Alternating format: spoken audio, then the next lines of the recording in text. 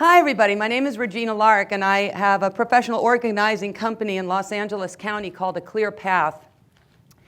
And this is the only slide you're going to see.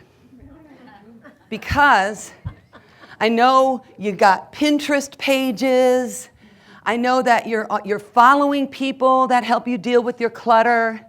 I know that when you see a before and after picture, one of them intimidates the hell out of you. And I'm not here to do that. So what I want to do today is talk about why this is in our life. And I want to start with a song, and I want you to join along. Oh, the clutter inside is frightful. And my dear, it's not delightful. So let's give it the old heave-ho. Let it go, let it go, let it go. Yay, we're going to let it clutter go. Okay, so I have this book called Psychic Debris, Crowded Closets. No, this is not your closet. The relationship between the stuff in your head and what's under your bed.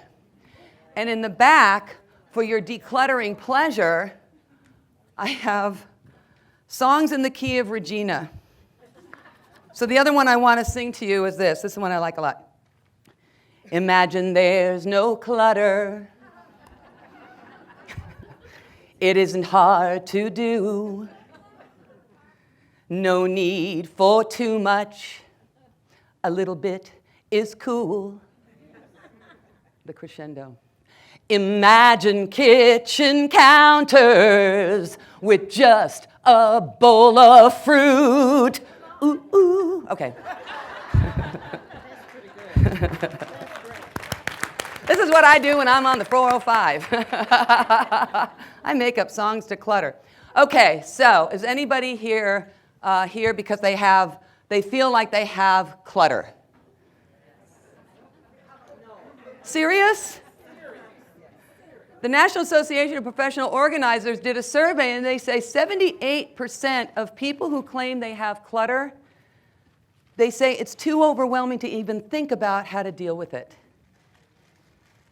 What I've noticed in the month of January is every single women's magazine, the Today Show, Oprah, Peter Walsh, they're giving you so many quick and easy tips on how to deal with your clutter. And I sat there the other day and I thought, if it were easy, we wouldn't be bombarded with these messages every freaking January. Because apparently there's only one time to start uncluttering, and that's the beginning of the year. And we all see the surveys. They tell us how many of us are going to start out excited. The Container Store is busy right now. Busy, busy, busy, busy. Bed Bath & Beyond. You've been holding on to these coupons for years because you're going to get organized in January. Right? So let me just say this about that. What you hear here, let it remain here. Can I get a hear here? Hear, hear. All right, so let's talk about your clutter. What do you got? What are you dealing with? What's going on? Who wants to share? Who wants to reveal? Let's do a reveal. What do you got? Kids and toys. Now, which is the clutter? Kids and toys. So you got toys coming in.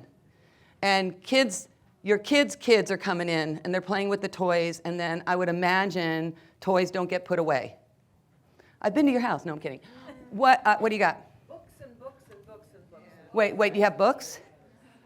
Who's got books? What's up with the books? Okay, so we got books, we got kids' toys. Somebody help me keep track. What you got? Clothes. How many bodies you got? Nice. Okay, what do you got? Don't fit anymore, and I just keep thinking I'm going to get into it. Okay. What? Jumble of jewelry. A jumble of jewelry. What do you got? Smelly goods. So we got jumbles of jewelry, lotions and potions, clothes that don't fit, books, kids and toys. What you got? Files Who's got a paper thing? Let me just say this about that. We paper train dogs. We don't paper train people. I don't understand that. Okay, what do you got? My husband's canned fruit, 26 cases.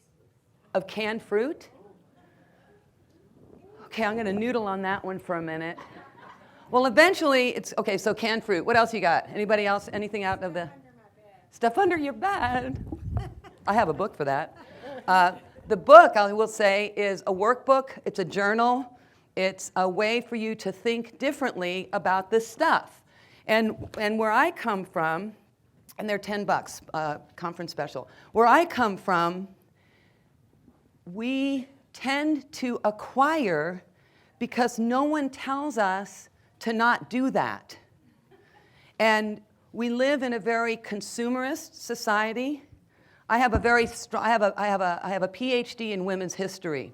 And so what I know about how we raise girls into women is from the get-go, we're told that there's something wrong with us from the top of our head to the tip of our toe. So we spend a lifetime acquiring things to ameliorate that problem because we're told it's a problem. So we acquire for a lot of reasons. We acquire because of our gender. We acquire because of depression, because of sadness. We acquire because our friends acquired it. We acquire because people gave these things to us. We acquire because it was on sale. And it was like it was you, right? We had this conversation. What's your name? Renee says to me, he goes, I hear a lot of people, they buy something because, and look at how much money they saved. It was on sale. He says they need to start talking about, look at how much money I just spent. Because you are spending money. And I'm like, if you got clutter, get rid of the Costco card bury it, put it on ice, do something with it. Because we don't live in the Adirondacks, and there's stores and malls and there's everything everywhere. And I'm not sure if it's a real bargain if we don't know where it's going to live. Everything in my home has the right to live there. Everything in my home is there to uplift and elevate my spirit. There's nothing in my space, and there's probably a couple of things. I don't know, but there are very few things in my space that don't serve a higher good in my life. It's got to feed me intellectually, it's got to feed me emotionally, or it's got to feed my tummy. Although, I don't know if 24 cases of fruit would be very good for my tummy. So we've got these things, right? And we hold on to them for a variety of reasons. So our book friend, why do you have what's with the books? Why do you have them? Beats the hell out of you. That's why she has books. She doesn't even know why she has books. What? That's why there's libraries. Okay. Many of the books are autographed by authors because I'm an author myself. So I won't sign a book unless you ask me, because the likelihood of you letting it go diminish considerably when my signature is on the book, as if my signature is a good reason to hold on to the book that no longer serves your higher purpose. Why else? What else are we holding on to? We were talking earlier. What is your name? The papers. 10 years. Kathy is holding on to 10 years of papers. Why is that? In case we need it. Okay. What you got back there?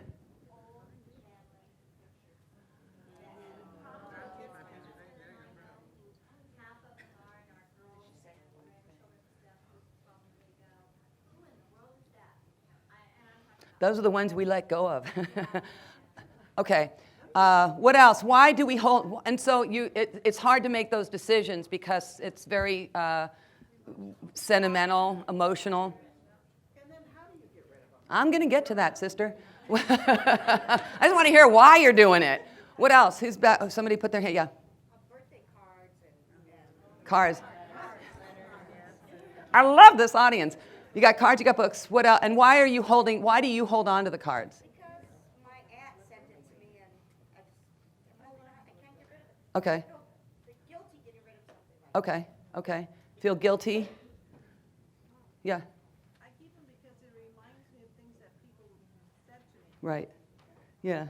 Makes us feel good. although we don't really ever look at them again.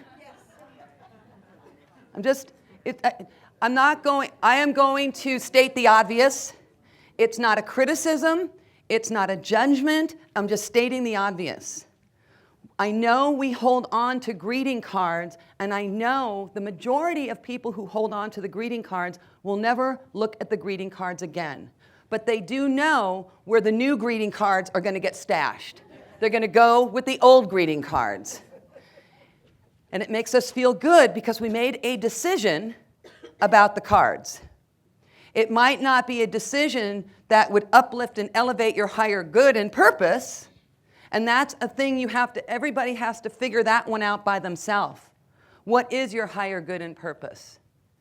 My higher good is being on task and on time to help my clients, to be a loving and responsible daughter, to be okay, so I'm not a great aunt, but my niece is getting older and I'm becoming a better aunt. My higher purpose is how I want to serve the world, how I want to serve my clients, and how do I want to be in service to Regina? I want to be in service to myself, because if I'm not in service to myself, and you're going to hear that all day, what do they say? Take the oxygen mask first for yourself, okay? That's how I think of our cluttered spaces. So I want to hear more reasons of why. I love it that your aunt sent it, that it was something that somebody said to us. What else we got? Go ahead. In the stripes. I have two different things. One on papers. I have a lot of space in my garage, but I one time needed forms. I'm a nurse, and I teach nursing school. When I started, I needed evidence that I'd been a nurse, and it took like months, and Yeah. it affected my pay. So that's never going to happen again, because I got those papers. Okay. Okay. And so I mean, I have a place for them. I'm pretty organized, but it's just at the phone. I fluctuate on size, so I got to keep those. Who doesn't? I don't want to spend more money. I'm like, no. Right. Okay. Yes? You're not dead, you have time. You're not dead, you have time. You're not going to win this one with me, honey. You're not dead, you have time. So it's how we schedule our time. It's how do we become a good productivity specialist to ourselves? How do we become a good time manager? We make time for the things that are important. We get to the doctor mostly on time. We pick kids up on time mostly. We get to board meetings on time. We get to work on time. I think sometimes I hear a lot of stories. I hear people are getting to work on time and they're actually really disorganized at home, but really organized at work. And I thought about it. I said, work is usually your livelihood. And there are people there that have an expectation of how you're going to keep it together. What else? What Yeah. about having things that you're hanging on to because you have a plan in mind, like old jewelry, greeting cards? She's got a jumble. Do you want her? I'm going to be doing crafts with this. Okay. Keeping this and organizing it whenever so that I can do my crafts Okay. with these things. Okay. So holding on to it for future projects. Yes. Got it. What do you got? Holiday decorations for every season. My husband had to build a shed.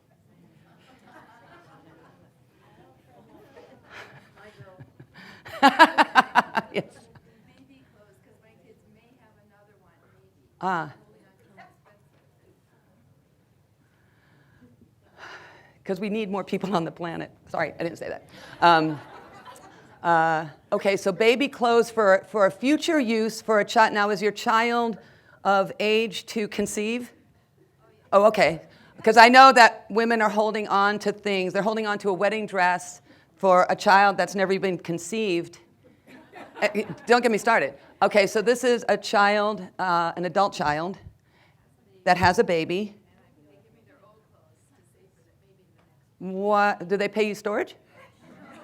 Well, then charge them storage, and they'll think differently about pawning off to you what they don't want to hold on to themselves. You're a resource. You enjoy being a resource. What else do you hold on to that you think people want to have? Because a lot of people hold on to things because they know, because their neighbors or friends or family members now see you as the resource. Jenny has it. We don't even need to buy one. Yeah. I have antiques that are inheritance from okay? Antiques that are inherited from an immigrant family.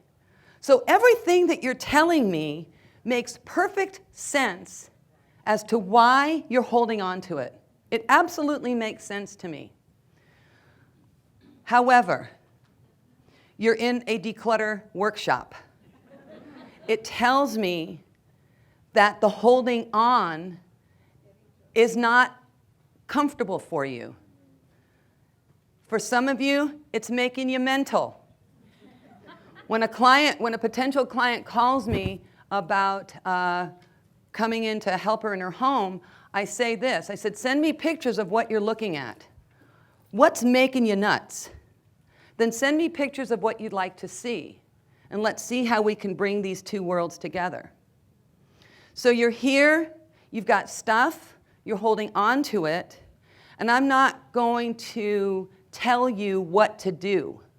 What I am going to do is to help you understand why this phenomena is in your life and most lives, and ways in which you can start thinking differently.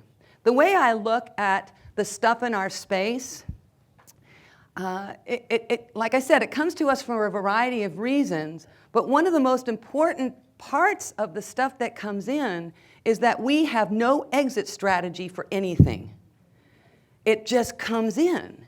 We don't even think about it. It's got no shelf life. It comes in. Everything, I believe, everything that comes into your front door, I'm convinced that you value it and you don't even know you're doing it.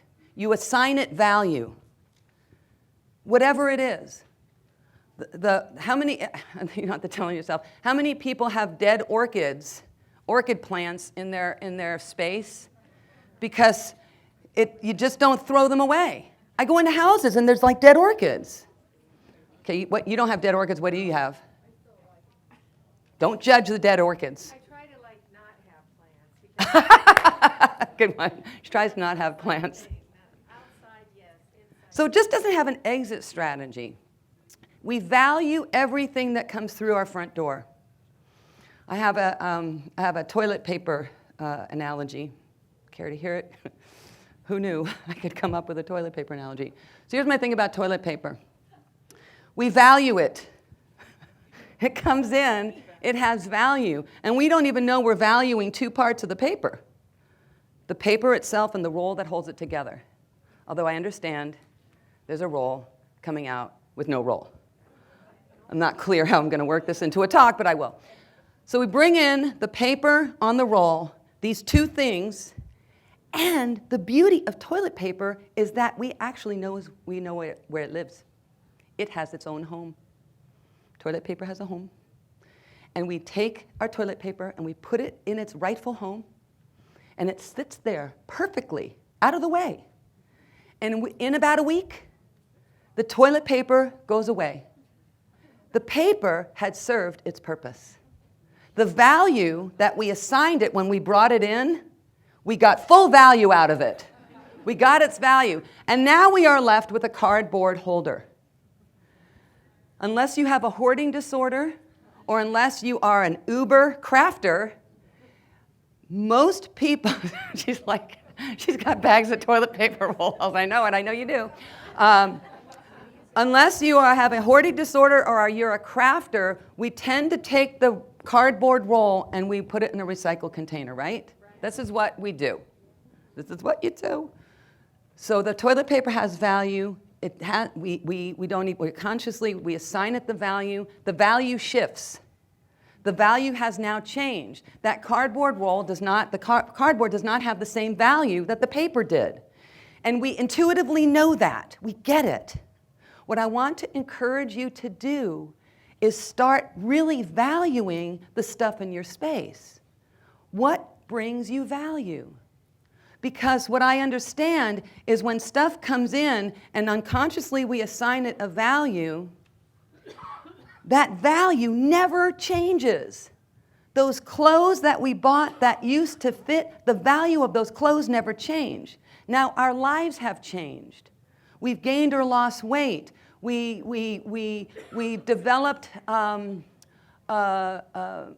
problem with our body that we're not going to wear those kinds of shoes anymore. We've changed. We refuse to change the value of these things. I'm not clear why we do it, but we do. So one suggestion as you go forth and do your decluttering work is to just be in your space and see what it is that you truly value and why. Come up with a why.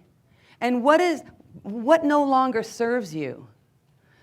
Start looking at your things in order to shift the value, change its value, because you're the one who gave it value when it came in. You're the one who's going to give it value as it exits. When I'm thinking of exiting, I'm thinking I want you to consider having a box or a bag by your front door for all your Goodwill trips. Just do a sweep. Before you go to bed, look at this vase and go, you know what? The dust on this vase tells me that it doesn't have value to me. Because I don't even take care of, it's not that I'm taking care, I don't even dust it. That's how little value it has. Look at all your vases, you know, and pull the ones that make your heart lift. And donate the ones that are similar to every single bouquet of flowers that you get from the florist, because you know what they look like. They're all the same. Choose a couple. Here's another thing I've discovered in Clutterland. One of the things I'm hearing here is holding on to papers that you may need someday, books you may read again, clothes you may fit into, cards you may or may not read. And here's what I see is happening. We have our hand out here holding on to that which we may need someday. Firm grasp. I may need it someday. I'm going to unpack that for a minute. First, I've never seen the word someday on any calendar. So I'm going to invent the calendar. It's going to appear twice a month. And I'm going to sit with a client. And we're going to turn the page and like, look, it's someday. Today is someday. We finally reached someday, let's let it go. So when we say someday, in order to increase the likelihood that this is actually an item that you are going to use someday, I encourage you to come up with when that day is. I encourage you to come up with the scenario. What is going to have to happen? What's the scenario that's going to have to emerge in order for it to be someday? We hold on to punch bowls. We hold on to big coffee urns. We hold on to, what's yours hold on to someday? I got the paper. What else? What's your someday hold on? Think of your closet for a second. What do you got? Fabric. Dishes. Whose dishes? Are they your dishes? They your dishes? Who said dishes? I did. Whose dishes are they? There, people just keep giving dishes. My daughter had to do a presentation at school. Do you hear what she's saying? She's like, I say, whose dishes are they? She goes, people just keep giving me dishes. Okay. It's only 2 of us now. We have like 30 plates. I'm never going to have that. Okay. One thing you said that really sparked me was people keep giving me dishes. People just gave you a conference bag. You're going to take it home. You let those dishes come in your door. You give those dishes a right to live in your space. On the space you're paying a rent or mortgage on, it's your space, and now these dishes are occupying precious real estate in your space. So whenever I work with a lot of academics, and I'm in their offices, and they say, but they give you all these conference bags. I said, no, you take them home. You know?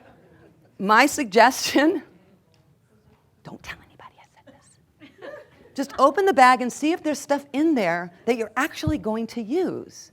And then donate back to this organization so that they can re-gift it next year. Don't bring it home unless you really know where it's going to land and not on your dining room floor. A floor is not a shelf. So hang on. So we got our hand out here, and we're holding on to that which we may need someday. Identify the someday. Day, date, time, place. The fabric. Here's what I understand about projects. Our brains can only handle, from beginning to end, 3 to 5 projects. So pick your top 3. And trust. Have faith in the universe. Have faith in the laws of prosperity and abundance that your needs will always get met. I used to joke around, oh, my needs are always met. And I'm thinking, why do I say that? What is it? Because I'm really flexible about how they can be met. I don't need one skein of yarn to finish this. I could get the other one. It'll look fun with another color, or whatever it is.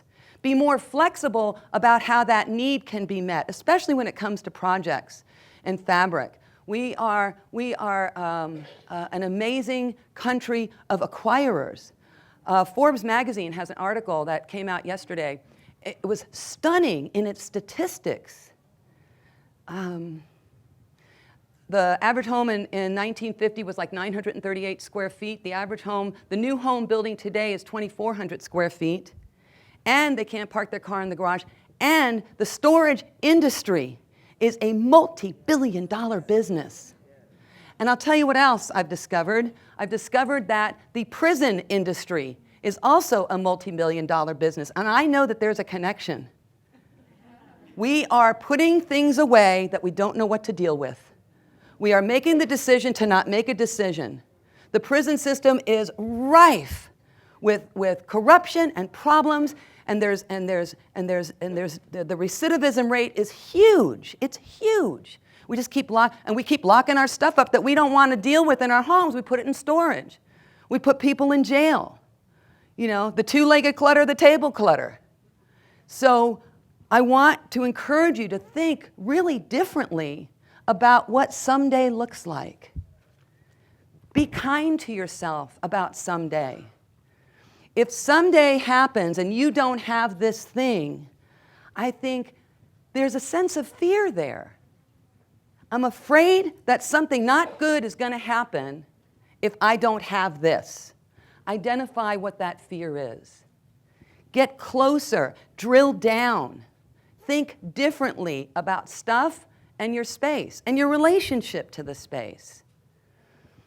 Notice I'm not telling you to just let it all go. Notice that I'm telling you to think differently about it. See if you can wrap your head around, how does this really serve me? So we have our hand out here and we're holding on to things that we may need someday because we're kind of afraid that if we don't have it, something not good is going to happen. Then we got our hand back here and we're holding on to that which has already happened. Where's the present? Where are we here? So we're holding on to the sentimental. I get the sentimental. I truly do. I got a bin of sentimental. But I've allowed I have 2 bins. One's photo albums and one, okay, I'm going to tell a story of myself. So a couple things happened about 6 years ago when I had to downsize. And I was downsizing from my home where I lived. I owned a home, and my home office was like the size of a bedroom, 5 floor-to-ceiling bookcases. This is where I did my PhD. Yes, the books had meaning. Yes, they were alphabetized by genre. Yes, I was a resource. Grad students called me when they were looking for a book because I put together a really awesome library. And they call me before they go to interlibrary loan. So I had a big investment in the books emotionally, psychically. I mean, I love my books. And I was moving to an apartment, and I wasn't going to have a home office. And I had lots of books, and I had to think about what these books were going to do to me and for me. And I looked at the books, and I looked at the value of the books, and the value of the books were there for me when I needed them. These books came into my life because I was going for the doctorate. The doctorate happened. The book's value changed. I didn't need them. I was also moving from being a professor to an administrator. And so the likelihood that I was going to use these books to further a research agenda, that had diminished. So I'm looking at these books and I thought, who am I without these books? It was a hard question. Who am I without these books? Well, I'm still smart. No one's going to take my degree away from me. I am pretty sure I'm done with writing about the marriages between Japanese women and American GIs after World War II. It was a great study. I'm an honorary Japanese war bride. But I knew that that part of my life was now over here. And I was moving here. And because I was moving here, the value of the books shifted. So I put an ad on Craigslist, and a smart young grad student from Cal State Long Beach came over, and she was in my fields of study, and we filled her car till the tires were flat. And I waved this new scholar off with the best library she could have possibly ever imagined. I kept 5 books, and I became really, really good friends with my library card. And I haven't missed the books. And I know that if I need something, I'll be able to get it, because I'm flexible about how that need can be met. There's usually never only one way to meet my need. So now I have downsized from the books. I don't want to be inconvenienced. I think one of the reasons why I don't have a lot of stuff is because I don't like to be inconvenienced. I'm a really busy person. And last night, I got ready for today, and all of the bags, this is like a 4-bag day, because after this, and back in LA, I will be working with a client. So I don't want to encourage this, but I've learned how to put on a sports bra when I'm driving. And so just make sure that there's no semis. So last night, I knew what my day was today, and I got ready, and in front of my door, it's a 4-bag day, and they're all lined up. And I took an hour last night to get all of that together. If I was in a cluttered mess, I would have been up very late. You know, I was in bed by 11, which is a usual bedtime for me. And I got up at 5:15, which is a usual wake up for me. And I, did my meditation, I had my coffee, I checked my computer. I don't like being inconvenienced. That's one of the reasons why I don't have clutter. I also hate shopping. You can't really tell there's a girl who lives in my bathroom. I just don't have those kinds of products because I think I'm okay already. I got a mascara, I got a blush, I got a powder thing. And that's really it.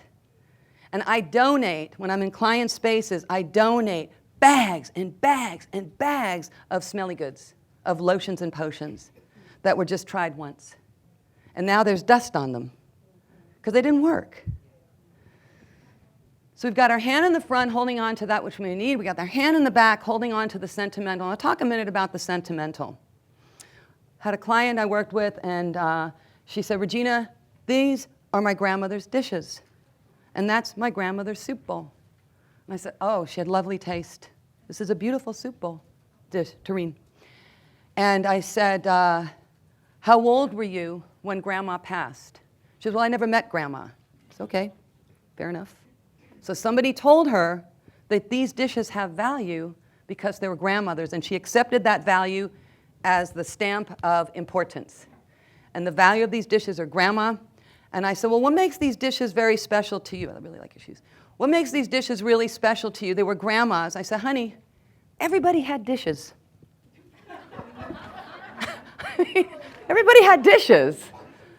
I wanted to have a conversation about why these dishes, by a woman she didn't know. She grew to love her because of the family stories. And I said, do you have another soup tureen? She said, oh, no, I don't have any soup tureens.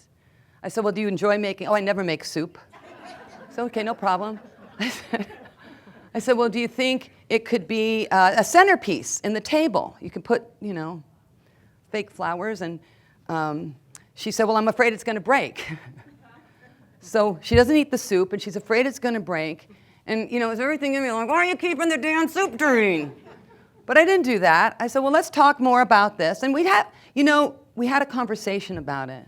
And at the end of our session, the dishes and the soup tureen went to the National Council for Jewish Women because they give good receipt. And we took pictures of it. And these are pictures that she's going to show her kids. Look at what great taste my grandmother had. You know, and so it's taking control of your present, making your present better. The greeting cards. So one day I was with a client, and we were in the middle of her den floor, and all the greeting cards were on the floor. We were swimming in greeting cards. She has 3 sisters and 5 children. She had a greeting card for every holiday from every individual, and they were all there. And so we're going through the greeting cards, and I hold up one greeting card, and it says, Dear Susie, and then the Hallmark writing, and then it says, you're the best sister, love Mary. And then find another card. You're the best sister, love Mary. I said, well, now, just what is different about these cards?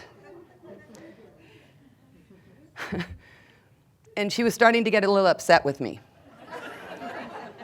because we kept finding similar cards like that. And she stopped and she got angry, and she goes, Regina, my sisters think of me on my birthday. They go to the store, they buy the card, they bring it home, they write in it, they address it, they stamp it, they mail it, and now you're telling me to let it go? I said, did you read it? She read it. In the world according to Regina, I don't know why we get birthday cards, because we had nothing to do with getting born. You just keep eating your Wheaties, and going to work, you're going to stay alive. So I always thought our parents should get our birthday cards, which is me. Thanks for letting me be born. So we get these cards, and the cards commemorate that moment in time of our birth on that day. So it commemorates a moment in time. And that moment in time, we get that card, and it feels good to get fun mail. It feels good to see the greeting cards that come in during the holidays, and we see friends' kids, they're growing up. Yay. They're going to do that. So you see them growing, it's cute, very cute. Everybody has the cute cards now. And again, it commemorates the holiday of 2015, 2014. And that's great. It's lovely. These are lovely rituals we have in our lives. I'm not clear if every artifact from these rituals are intended to stay in our life for the rest of our life. Our greeting cards don't have an exit strategy. My exit strategy for greeting cards is very simple. I get the cards, I have a special place on a table for them, I line them all up. I shouldn't be getting a birthday card, but I love getting the birthday card, and everything lines up, and after a couple of weeks, I go right to the card table, I look, I bundle, and the 2 cards I keep every single year are the ones that I get from my parents. I am an incredibly grateful individual that my parents are still alive. My mom just met a guy online, she's 78, they're going to Hawaii. My father is 83, he's a practicing clinical psychotherapist, and he drives a 3-wheel Harley. Oh, we made so much fun of him when it went from a 2-wheeler to a 3-wheeler, but we felt good because he was safer. So my parents are vital, they're vibrant, they're wonderful people, and what I need from them, what Regina needs, this is just me, is I want to always have one birthday card from them that says, Regina, I love you. Mom. That's all I need. It's all this person needs. Come to understand what you need in terms of holding on to things. So, and then I'll keep the cards that a friend wrote some really, if I need a boost, I'm going to go to this card. But I'm going to go to the card because I know my greeting card stash, my used ones, is about this big. The 2 bottom cards are the ones from my parents. The ones on top of them are the ones that I've kept just over the years, because I know that they fill my heart. And I do go back to them because I know where they are, and sometimes if I'm having a kind of a, nobody likes me, everybody hates me, think I'll eat some worms. There's a song for everything. I'll pull one out. But it's convenient for me to do it. I know where they are. I know where they live. They have a little home in my home. But I just want you to think differently about these pieces of sentimentality that wend their way through our life. I don't know if those who have come before us, if they expected us to hold on to the dishes for the rest of our natural life. I just don't know if that, but maybe they would, because they probably didn't have an exit strategy either. Talked about books, cards, kids' toys. The kids' toys. So UCLA did a study it was released in 2012, and it was a 10-year longitudinal study, and it was the American family in everyday life. And they interviewed 32 families over 10 years, and they were middle class, broadly defined income level, but one of the distinguishing features of every family is they all had a 13 or 14-year-old daughter or son. That was their criteria. And they did this study, and they released a book in 2012. And one of the statistics that really stand out for me is, I don't have the numbers exact, but you'll get the ratio, that American children comprise like 3.8% of all children on the planet, roughly. But they have 47% of all the toys and all the stuff. It's astounding. I walk into children's bedrooms and you cannot see the floor. And they don't know why their kids are acting out. So I'm telling families, look, email to the family. We're taking a different track this year. We're looking to simplify our lives. We're looking to have less stuff. What we would love for you during holidays and birthdays are experiences. Let's go to dinner. Let's go to Disneyland and not buy anything, because I'm not convinced it's the happiest place on earth. Let's start creating a different relationship with the people that keep giving us stuff that we bring in, as we develop a different relationship with our space and our environment. When I think about clothes, I think about having clothes. I'm going to tell you a funny little clothes story. So, what